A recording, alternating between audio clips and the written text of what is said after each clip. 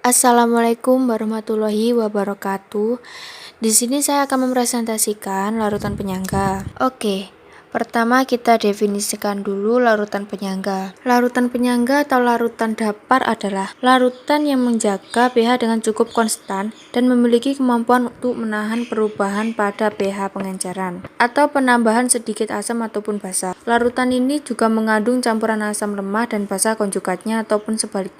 Larutan penyangga dibagi menjadi dua, yaitu larutan penyangga asam dan larutan penyangga basa. Larutan penyangga asam adalah larutan yang mengandung suatu asam lemah dan basa konjugasinya. Larutan ini dapat mempertahankan pH pada kondisi asam atau pH kurang dari 7. Larutan penyangga asam adalah campuran dari asam lemah dengan garamnya dan asam lemah berlebih dengan basa kuat. Contoh asam lemah dengan garamnya yaitu CH3COOH dengan CH3COONA, dan contoh asam lemah berlebih dengan basa kuat yaitu CH3COOH berlebih dengan NaOH. Sedangkan larutan penyangga basa adalah larutan penyangga yang terdiri dari basa lemah dengan asam konjugasinya yang menghasilkan larutan penyangga yang bersifat basa lemah. Larutan ini juga berfungsi mempertahankan pH pada kondisi basa lebih dari 7. Larutan penyangga basa merupakan campuran dari basa lemah dengan garamnya dan basa lemah berlebih dengan asam kuat dengan garamnya. Contoh basa lemah dengan garamnya yaitu NH3 dengan NH4Cl, dan contoh basa lemah berlebih dengan asam kuat dengan garamnya yaitu NH3